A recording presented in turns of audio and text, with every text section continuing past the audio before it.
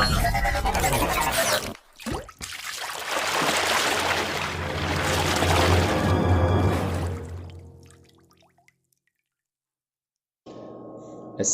عليكم، ازيكم يا شباب؟ النهارده معانا درس جديد في الجبر بيتكلم عن العمليات على الجسور التربيعيه. هو مش جديد قوي، احنا اخدنا الحصه اللي فاتت حاجه اسمها العمليات على الاعداد الحقيقيه. هو يعتبر ده تكمله ليها بنفس الافكار، بس هيزيد عليه حاجه صغيره. يبقى كده الدرس بتاع النهارده العمليات على الجسور التربيعيه، يعني بطل الدرس النهارده هو الرمز بتاع الجذر التربيعي. يلا سمي الله كده وابدا معايا درس النهارده. العمليات على الجذور التربيعيه، يعني التربيعيه بالاخص، اللي هو بطل الدرس الجذر التربيعي. طبعا كل الامثله اللي قدامك ديت احنا اخدناها في الحصه اللي فاتت، فانا عايزك تثبت الفيديو تقعد تحلها كده في الكشكول، وبعد ما تكمل الفيديو هتلاقي الاجابه النموذجيه بتاعتها. قلنا درسنا النهارده نفس الافكار اللي خدناها في الحصه اللي فاتت، بس هيزيد عليها حاجه صغيره. الحاجه زياده عندنا النهارده لما يجي يسال يقول لي اختصر بابسط صوره جذر 50 زائد جذر 8 ناقص جذر 2. ايه ده يا مستر؟ ده الجذور كلها مش زي بعض، مختلفه، هنجمعها ازاي؟ ايوه، هي دي الزياده، بس هي دي المشكله اللي هنحلها النهارده في الدرس بتاعنا. فلما يجي لي سؤال يقول لي ضع على صورة ألف جذر ب، حيث أن ألف وب عددان صحيحان والب أصغر قيمة ممكنة. سيبك من الكلام ده، احنا عايزين نضع في صورة ألف جذر ب، يعني حاجة بره الجذر وحاجة جوه الجذر، والب اللي جوه الجذر ديت أصغر عدد ممكن. يبقى احنا عايزين عدد له جذر وعدد ملوش جذر. يبقى انت تمسك العدد اللي تحت الجذر ده تحلله، يعني شوف جدوله. يا مستر ال 12 ديت في ممكن نجيبها عن طريق 2 في 6، وممكن يا مستر نجيبها عن طريق 3 في 4، بس اوعى يا غبي تقول لي 1 في 12 ملهاش لازمة. يبقى الجذر 12 ممكن احل 12 دي 2 في 6 و3 في 4. طب ناخد انهي يا مستر؟ ناخد الحاجة اللي ليها جذر مع حاجة ملهاش جذر. طب مستر 2 و6 مالهمش جذر، يبقى ارفضها. 3 ولا 4؟ التلاتة ملهاش، بس الأربعة ليها، هي دي اللي هحل بيها. يبقى الجذر تربيعي 3 في 4. بكده اخترت ليه 3 في 4 عشان دي واحدة ليها جذر والتانية ملهاش. طب يا مستر مين اللي هيطلع بره؟ الحاجة اللي ليها جذر، يعني التلاتة مش هتطلع من الجذر؟ اه يا مستر. طب الأربعة هي دي اللي هتخرج، ليه؟ عشان ليها جذر. يبقى التلاتة يا مستر هتفضل تحت الجذر، إنما الأربعة دي ليها قيمة جذر الأربعة يا مستر قيمتها 2. يبقى الإجابة عندي 2 جذر التلاتة. ايه ده يا مستر؟ ده احنا بسطنا جذر 12 بقى بشكل تاني. ايوه بص، بقيته خليته الف جذر الب، حاجه بره الجذر وحاجه جوه الجذر. ليه التلاته فضلت؟ عشان ما كانش ليها جذر، انما الاربعه طلعت باتنين عشان كان ليها جذر. يبقى ليه رفضت 2 و6؟ عشان ما كانش ليهم جذور. احنا عايزين حاجه ليها جذر وحاجه ملهاش، انما الاتنين مالهمش جذور بنرفضها. التلاته ما كانش ليها بس الاربعه ليها، عشان كده خدت 3 في 4. يبقى ليه خدت الاحتمال بتاع 3 في 4 عشان ده يا مستر التلاته ملهاش جذر، انما الاربعه ليها جذر طلعت بره باتنين. مثال كمان بيقول لي جذر ال 18. نعمل الجذر ونشوف الاحتمالات ال 18. احتمالات ال 18 3 في 6 و2 في 9. محدش يقول لي 1 في 18، لا. يبقى عامل 3 في 6 و2 في 9. طب ناخد انهي يا مستر؟ التلاتة ملهاش جذر ولا 6 ليها، يبقى ارفضها. يبقى هاخد ال2 في 9.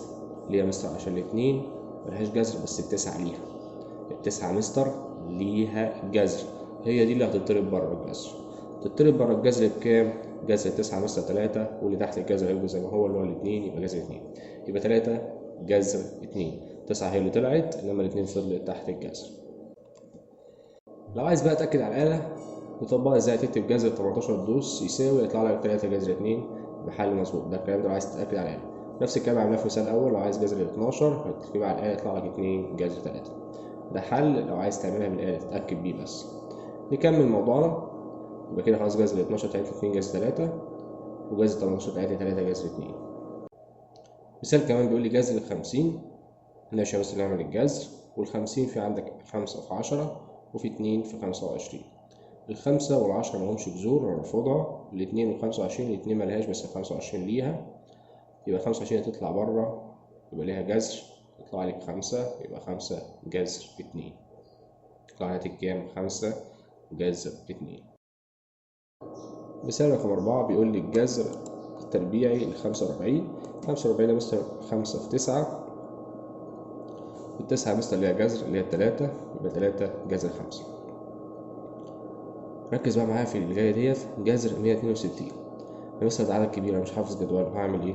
تمسك ال 162 ديت تقعد تجربها على الآلة، مرة تقسمها على 2، مرة تقسم على 3، مرة تقسم على 4، وهكذا. طب امتى اقسم على 3؟ لو ما نفعتش الاتنين، ما نفعتش 3 تقسم على 4، وهكذا. قسمت على 2 نفعت، طلعت لي 81، وال 81 ليها جذر، يبقى خلاص هشتغل بمين؟ بديت. يبقى الاتنين نفعت معايا خلاص، يبقى 2 في 81، ال 81 ليها جذر تطلع لي 9، والاتنين تفضل زي ما هي تحت الجذر، يبقى 9 جذر 2. مثال كمان بيقول 2 جذر 27. الاتنين دي بره، سيبها في الاخر كده هنعرف اهميتها. اهم حاجه بص لي على جذر 27 دي. 27 دي مثلا على 3 في 9. 27 دي 3 في 9، ال3 ملهاش جذر لكن 9 ليها. ال9 دي بقى هتطلع جذرها 3، بس في بره خد بالك كام؟ في 2، محدش يلغي الاتنين اللي بره دي. يبقى ال3 دي طلعت مضافه كمان اللي فيه 2 بره هيتضربوا ببعض، يبقى ال3 دي طلعت وفي 2 بره يتضربوا في بعض، يبقى 6 جذر 3. محدش يقول لي 3 جذر 3 غلط، خد بالك في 2 بره الجذر تتضرب في الاخر خالص. بعد ما تحل جذر 27 هتضرب الناتج اللي يطلع من الجذر مع الاتنين. كده عرفنا خلاص ازاي نحلل الجذر التربيعي في صورة أ جذر الب. نيجي بقى نحل مثالنا اللي هو بيقول لي اختصر أبسط صورة جذر 50 زائد جذر 8 ناقص جذر 2. نحلها ازاي يا مستر؟ قال لك بص على أبسط أو أصغر عدد تحت الجذر هنا، في جذر 50 وجذر 8 وجذر 2، يبقى عينك على مين؟ عيني على الاتنين يا مستر دي، ده أبسط حاجة فيه، أنا عايز الباقيين يبقوا زيهم. جذر 50 يا مستر دي 2 في 25، في 5 في 10 بس مش هناخد 5 في 10 ناخد 2 في 25 ماشي، زائد ال8 يا مستر 2 في 4، انما السالب جذر 2 تفضل زي ما هي مش هيحصل اي حاجه، دي ابسط حاجه ماشي. بعد كده الخطوه الجايه هتعمل ايه؟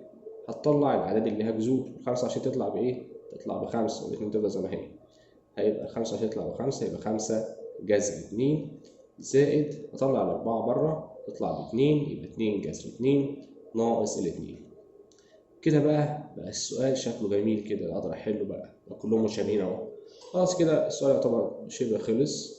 هنجمع الاعداد ونسيب الجذر زي ما هو، يبقى 5 زائد 2 ناقص 1 هيطلع لي الناتج 6 جذر 2. كده يكون خلصنا درس النهارده. كان معاكم مستر صالح الوكيل وشكرا.